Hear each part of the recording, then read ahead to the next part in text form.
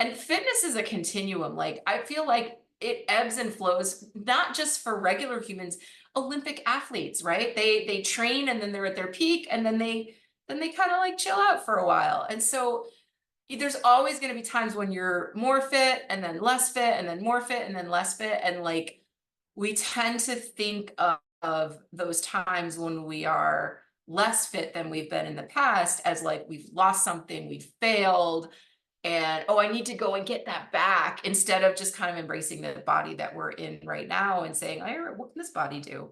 How can I love on this body?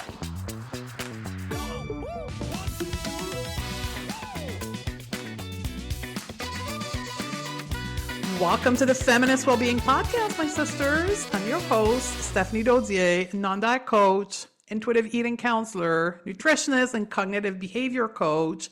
And I've earned a PhD in diet culture. And at the age of 40, after graduating from a 25-year dieting career, I said no more. And I'm here today to share how to feel damn good in your body without shrinking the size of your pants, but instead reshaping your mind. And today's podcast is a great example of that. We're going to talk about running. I have a guest, Jill Angie.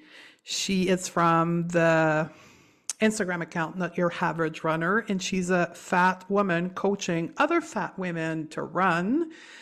And this conversation is going to help you to see exactly how reshaping your mind about running is the key for you to run. It's not about losing the weight so you can run with more ease, but it's instead thinking about running in a completely different perspective.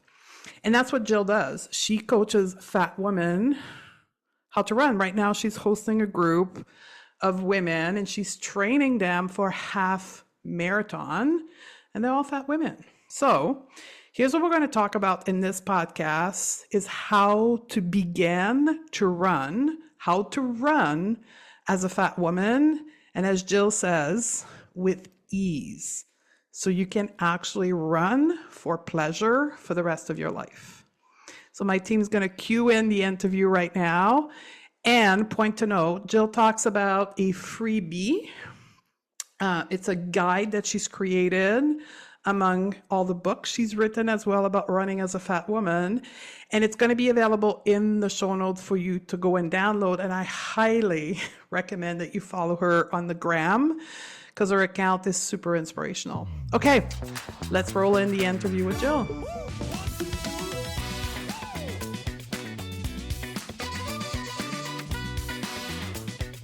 I'm so excited to have you because I've referred probably over 100 people to your account over the last few years of women, either in my program or just people I follow me on social media who are fat and want to run. And the social conditioning that we have is, well, fat people can't run. I'm like, oh, I've got the person for you. So I thought, let's do an interview on the podcast. How to run as a fat woman. So where would you get us started with that question? Oh my gosh. Okay. So many places, but I think let's start with just the logistics of it. Okay. And the way I teach people to run is that, first of all, any pace of running is still running. It's fine. There's no rush. There's no competition, right? Like, you get to run in a way that honors your body and that feels good to you. For a lot of my clients, that is doing like a run walk method where you run for a little and you walk for a little and you run for a little and you walk for a little. And this is, it is one way to be a runner. So that's where I would start. And when I say you run for a little and you walk for a little, like, I mean, like, start out with 15 seconds of running and a minute of walking and 15 seconds and see how that feels. And then you can kind of go from there. So what I'm hearing you, I'm not a runner, so I'm just going to say this for people who are new to the podcast. I have scoliosis, so running is out of scope for me because of the compression. But I hear people talking about running, and what you just described is a normal learning path for people who want to run, that you're fat or not. Is that correct? Yeah. Exactly. So there's no special training that's required to run as a fat person. You just do the normal way. You just do it in a fat body. Is that correct? Pretty much. Yeah. Blow your mind, right? I know, right?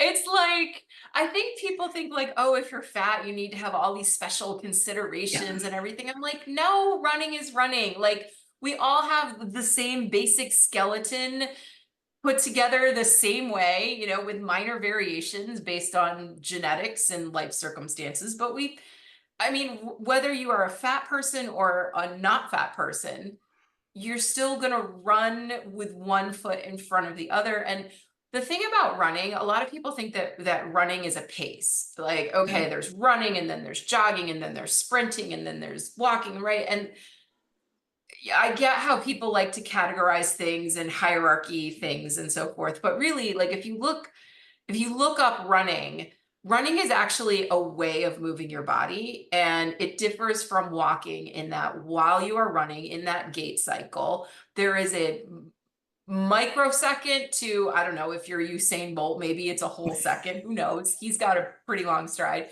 but there's a very brief period of time where both feet are off the ground at the same time. And when you are walking, one of your feet is always touching the ground. Okay. And that's the difference between walking and running. It is not that, like, if you're running, you're going a certain speed. If you're walking, you're going a certain speed. It's legit just a different way of moving your body. So would I then be right to say that since the logistic, the physicality is no different, then it's mostly a mindset game, a belief system game for women to learn how to run and enjoy it. Women that are fat, would I say? Yeah. Yeah, it is. And there's so much conditioning that, and not everybody, some people don't have the conditioning. I don't know how they escaped, but they don't, right? Maybe they have different conditioning. But most of us as women, as fat women, or as fat people who have been socialized as women, have this conditioning that you should always be working to make yourself smaller, and that you it's kind of fascinating because a lot of fat people are told, oh, you shouldn't run because you're fat, Yes. but also you should lose weight. And it's like, there's very mixed messaging. So I think that's one piece of conditioning that needs to be sort of unraveled, is like sort of pulling apart exercise from weight loss and just allowing yourself to run for the sake of enjoying moving your body, and not as a, like, well, I have to use it to burn calories, or I have to use it to get healthy, or what have you. And for sure, running can be part of shifting, like developing a healthier lifestyle. If that is something that you choose, running can be a great part of that, but it can also be something that you just do because you enjoy it. Like playing the piano or watching Netflix. You could literally just be like, I get joy out of this. So I think that's like one of the first pieces of conditioning that we need to unravel, is that tying exercise and your weight, and just kind of unpacking that. And then there's the piece where, and I think women are especially prone to this, but men do it too. It's that perfectionism of, Mm. if I am not the best at it, or if I'm not as fast as other people. And you know what? If you're fat, there's probably going to be a lot of people faster than you, right? It's just physics. It's not like you're terrible, or it's like doesn't mean anything about you as a person. It's just like, give a skinny person 100-pound backpack and tell them to go running. I guarantee they're going to slow down, right? But I think that we're taught to feel shame. And again, it's wrapped up in what our bodies look like, but we're taught to feel shame if we're not able to perform the way other people do. And so if you are slower, if you come in last in a race, or, even like the run walk method that I teach, a lot of people are like, well, it's not really running if you're taking walk breaks. I'm like, I dare you to go to one of those like 100-mile ultra races and see how many of those people are doing some walking. And I would say, like, if anybody is a runner, it's somebody who goes out and runs 100 miles, and those folks are still taking walk breaks. So it's this kind of like hierarchical judgment of, what counts as running and it's so effed up. It's so effed up, Stephanie. Well, it's like what I hear you say, and I've coached people on that. Like, why do you want to run? Yeah. People that come from diet culture and weight loss have Mhm. learned to think about running as, well, that's a great way to burn calories. Yeah. They leave diet culture, they learn intuitive eating, we do body image work, but they haven't yet unpacked their thoughts and belief about exercise. So like, okay, now I'm going to start running again. But do you want to run? Yeah. Right? Why are you doing it? And if you're doing it from the old way of thinking, then you're going to get caught in this whole performance thing. Am I Mhm. correct? Yep. Exactly. Exactly. Yeah. It's very tangled for So sure. we got to clean up our thoughts and our beliefs about running. Mhm. But I want to bring you somewhere else, which is attached to this whole, we talked about shame. There's a lot of people when they go back to exercise that feel shame for their performance for being Mhm. out of breath. Yep. Can you talk about this specifically for us as fat Yeah. women, running, being out of breath, and the shame of it? Yeah. Oh, and it's really funny because, fat women will be like, oh, my face is so red. I'm so out of breath. I'm like, actually everybody's kind of like that when they run.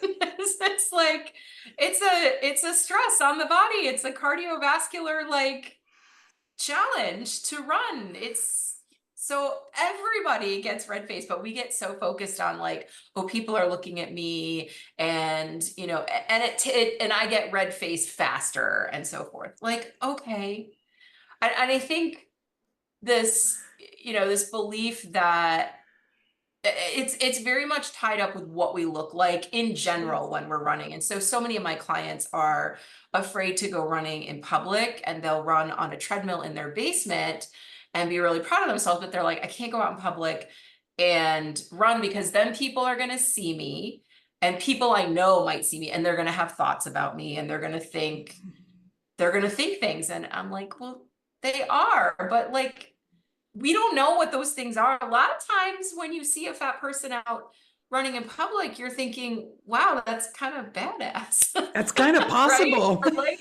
Yeah. yeah, like maybe I could do that. So I think, we take our own judgments on ourselves, and we assume everybody else is thinking the same thing. And then it kind of like prevents us from getting out there and doing what we want to do. So yeah, it's like, how do I look when I'm running? Or, oh, I used to be so much more fit and now I'm right. Like, and fitness is a continuum. Like, I feel like it ebbs and flows, not just for regular humans, Olympic athletes, right? They train, and then they're at their peak, and then they kind of like chill out for a while. And so there's always going to be times when you're more fit, and then less fit, and then more fit, and then less fit. And like, we tend to think of those times when we are less fit than we've been in the past as like we've lost something, we've failed, and oh, I need to go and get that back, instead of just kind of embracing the body that we're in right now and saying, what can this body do? How can I love on this body? It's in my world, we talk about healthism, and what you were describing is Yeah. healthism, right? It's just like the thin Yeah. ideal, like we're attaching our moral value to our Yeah. quote unquote fitness level, to whatever we think fitness is determined at. And if we're not that fit, then we're not as good of a person. It's really, and I don't think most people would put it that way, but for sure, that's what's really going on, is I'm less of a person because I'm not as fit as I used to be. Or I'm less, and I had that because for me, since I can't run, I do more like weightlifting, things that don't have compression on my spine. But I remember when after 5 years of not moving my body, I went back to exercise, and I do spinning because there's no compression on Oh, that, yeah, right? yeah. But I was sweating bucket. I was dripping on the floor, right? And I remember having that thought, oh my God, what are people going to think? The fat woman is going to get fit again, and that's why she's sweating. Yeah. Well, 3.5 years later, I'm fitter than I've ever been, and I still drip. Like, it's just who I Mhm. am. I'm hot all the time. Same. When I was 100 pounds lighter than I am right now, I still would just sweat constantly. Like, not, I mean, not like Yeah. constantly, but like if it's hot outside and I go for a walk, I'm sweaty. I'm sweaty. It doesn't matter. Like, it's just, Some people just run hot. Yeah. It kind of goes into women's appearance and how we're always supposed to look so perfect. And hey, I'll tell you, like, most people don't look perfect when they're running because they're sweaty and they're red faced and so forth. And I think it just kind of is like, oh, I don't want to be seen like that. I don't want, I don't want people to know that I don't just walk around looking perfectly made up all the time. Wild. Well, it's coming back to all the social conditioning to beauty and so Yeah. forth. One of the thing, and I would be interested for you to coach me on this, one of the thing that still triggers me when I move my body is when people will have a comment like, oh my God, you're doing so good. For people not watching the video, she just knocked her head on her desk, right? And for me, it's like, but they're thinking, but at least you're moving your body, you fat person, right? Like it's not coming from, it's coming from a place of judgment still. So this is not the first time I've had somebody, and I've had those thoughts as well. A lot of my clients are like, oh, I was at a race and I was on my walk interval and somebody said, don't give up now, you're doing so good, not realizing. Yeah. Or you're out for a run or a walk in your neighborhood and somebody's like, good for you, right? And very often, if we are thinking negative thoughts about ourselves, we're going to interpret that person's words, which, by the way, when somebody says good for you, like those are just words that they've said, right? And like, I feel like if I was out there doing something that was not related to my weight and somebody said good for you, I'd be like, oh, thank you. Yay, me. Right. So it really is all about our own perception. And I think we take our own self-judgment and then we put it on other people. And then when somebody says good for you, we just assume they're thinking that the second part of that is you lazy sack of, or, oh, finally you're getting out there and doing something about it. So I think like, and you know what? Some people might be thinking that. And that's what I always tell my people, like, yes, it is possible somebody is thinking exactly that. It is also possible they're thinking, wow, I wish I had the courage to do that. Like they could be thinking any number of things. But when you take somebody else's imaginary opinion and use it as a reason to not follow your own guidance or your own dreams, right? You're putting strangers in charge of yourself. And I feel like that, like when you phrase it that way, it's like, well, I don't want strangers to be in charge of me. So like that's where we have to kind of own our own thinking and own the fact that like, actually unless that person actually comes up to you and says it's about freaking time you got out there to exercise, like you really don't know what they're thinking. And so any belief that you have about their intention is coming from your own judgment of yourself. And that's where you need to examine. I love this idea, like not let it stop you towards your goal. Yeah. And I think that's really important. Like it's coming back to the conversation, like, why do you run? What is your goal? Is it to prove yourself? Is it to like make people think you're a good fatty? Or do you run? Do you not use that expression, like being a good fatty? It just made me laugh. It's like I feel like I need to have that on a t-shirt that says I run so you'll think I'm a good fatty. Yeah, you got to do that. I'm buying one. I'll put that for sale in my shop right next to the one that says glorifying obesity. Anyway. But that I found that as a coping mechanism with women is that they go back to exercise not because they want to, it's because they think they have to. Like it's uncoupling the I choose to versus I have to. Yeah.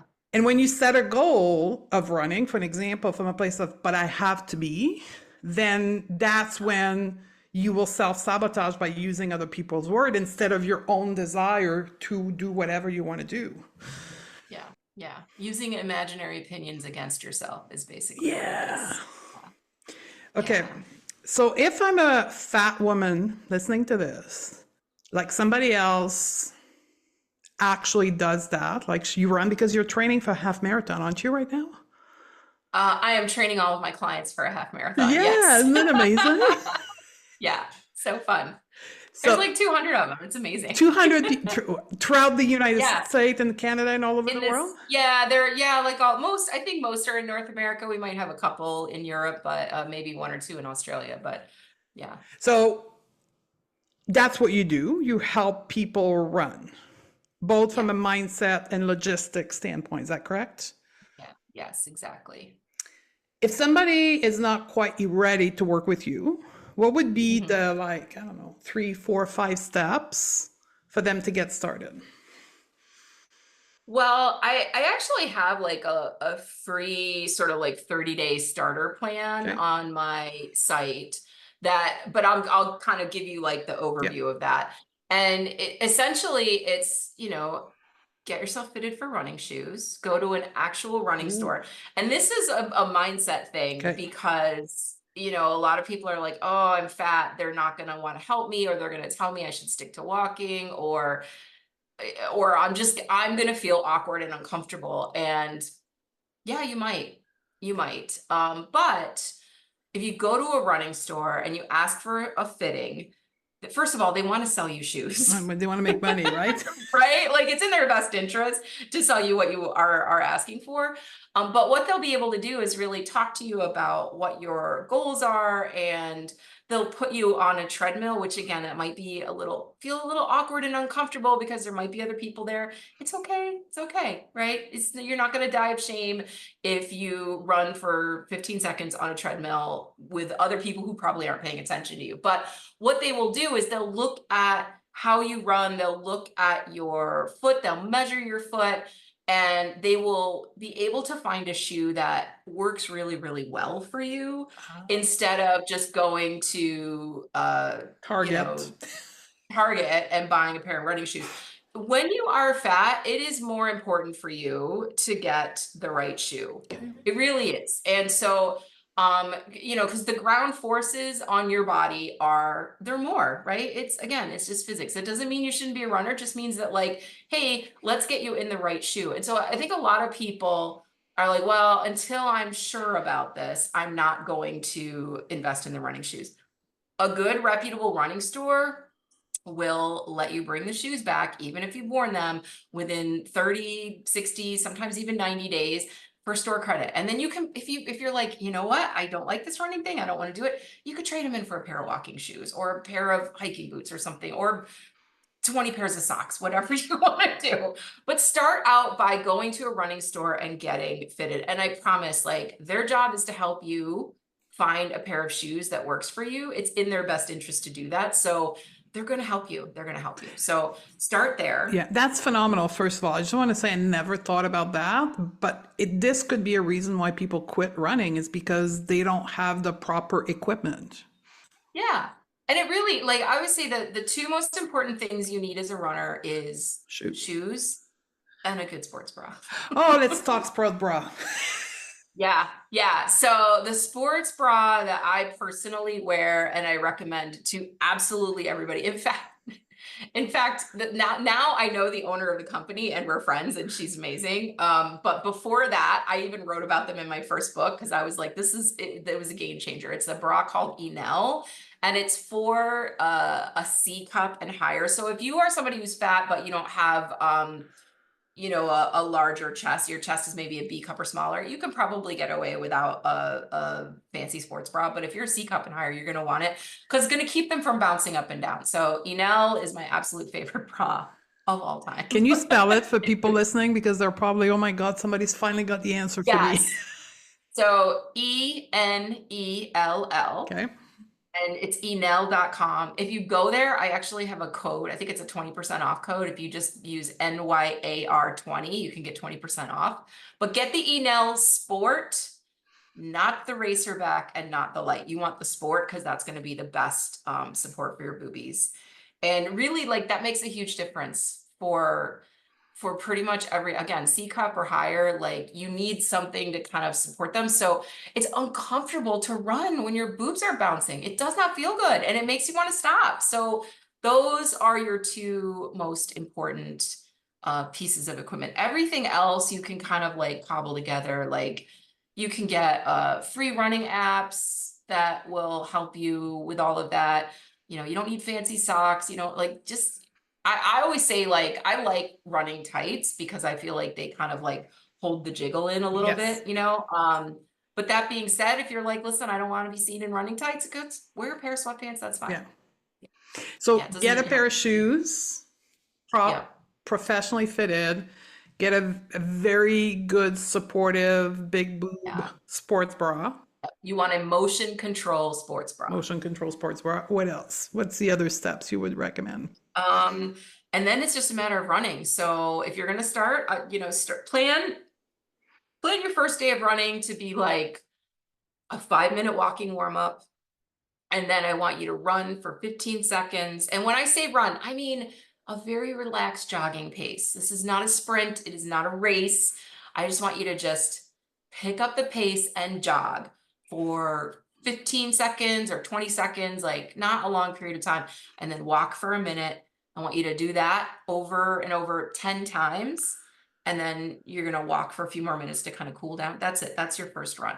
And then see how it goes. And then evolve from there. That's when then Yeah. a professional app type of plan to get you Yeah. from walking to running, walking to running will get you to run more than walking. Is that the goal?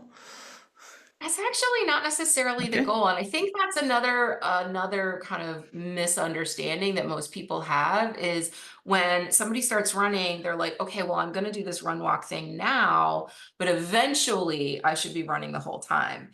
And no, you don't have to do that. Like you can, but I feel like, especially if you're in your 40s or 50s or 60s, it's a lot harder on your body to like the walk breaks give your muscles just like enough of a chance to recover so that you can come back and start running again. And it actually ends up that you overall are able to run faster Mm. and feel better and go farther with the run walk approach. So I always like, I coach my clients to find that ratio of running to walking that gives them the best combination of pace and ease. So like kind of find the sweet spot between pace and ease.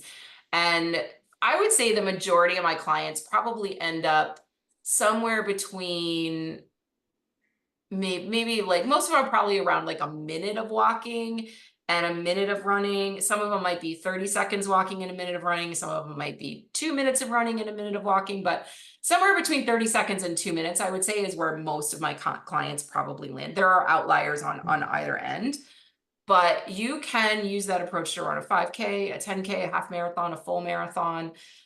And I think this is what most people miss, especially when they work with a traditional running. I do not consider myself to be a traditional running coach because I want people to feel good when they're running and not necessarily be constantly chasing goals. But no, I think that what most people miss when they work with a traditional running coach is the coach is like, okay, how much weight do you want to lose? Let's talk about your calories and let's work on getting you running without stopping. And they're not offered the option to like, hey, can we not talk about my diet? Can we not talk about my food unless I specifically say, how can I fuel my body best for my training run?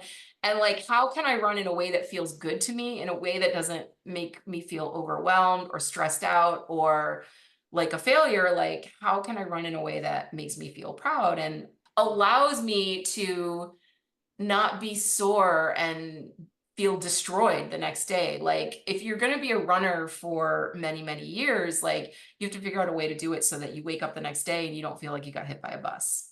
I love that because when we think about leaving diet culture and all the social conditioning behind, we need to think about moving as consistent for the rest of our life. So where do we find joy? And if we feel destroyed the next day after a run, Yeah. we're likely not to do that for the rest of our life because we don't have fun in it and there's more pain than pleasure. I mean, it's almost like and I'm not super familiar with the concept of intuitive eating, but like in general, I feel like it's okay with dieting, you're restricting, you're doing what somebody else tells you to do. You're not Yes. listening to your body's wisdom. With intuitive eating, you're listening to your body's wisdom. Like I take a similar approach to running is like, let's pay attention to your body and not say like it has to look a certain way. And instead, like feel into it and figure out what works. Well, intuitive eating is about both cognitive approach to food, like nutrition has a place in food, but it's also how do we bring in pleasure in food, Yeah. right? Yes, exactly. Exactly. And when you talk about a traditional running coach, it's almost like a traditional nutritionist versus an intuitive eating nutritionist, whereby we think about food in a much broader way that can be lifelong, natural, as opposed to performance, which is probably what you're describing as a traditional running coach. Yeah. Yeah. And that's why I wanted to have you on the podcast so people know, like, for me, lived experience is so powerful. So if you want to run as a fat woman, I can almost guarantee you will have a better experience with you as a coach because you live in a fat body than with a young 20-year-old traditional running coach, as you call it. Completely different experience. And I feel like those people have their place for sure. Yeah. But I think if you're a fat person and you're new to running, like that's not your person, because they're not going to understand when you say, listen, like this hurts or that hurts and I don't know what to do about it. Like they're not necessarily going to be able to work with you to figure out what. Just think about every doctor you've ever been to that you're like, oh, I've got this pain in my side, and they're like, well, you should probably lose weight, and meanwhile you've got appendicitis, right? So like I think find a professional that has your lived experience and work with them. Work with me, obviously, but I mean, but if not me, please find somebody who has your lived experience. Yeah. Where can people find out more about you? Where would they go from here if they're interested in your world? I mean, the best place is probably Instagram. I'm pretty active over there. I post a lot of stuff. So I'm Not Your Average Runner on Instagram. I have a website, notyouraveragerunner.com. And I can give you, so if you go to notyouraveragerunner.com/running start, that's where you can grab my free training plan. It's like your first 30 days of running kind of like eases you in and comes a little bit of like some motivational emails and stuff like that. Thank you, Angie, for being here. Thank you. It's been a pleasure. Hey, my sisters, if you are loving what you are learning on the podcast, you have to come and check out our feminist mentorship masterclasses and our internationally recognized non-diet coaching certification on our website at www.stephaniedodie.com/shop. This is where you can get the individual coaching and the support to take the concept taught on the podcast to the next level, embrace our well-being in a way that will expand our collective freedom and power. Come and join myself and other women to learn how to reshape your mind, not your body. I'll see you there.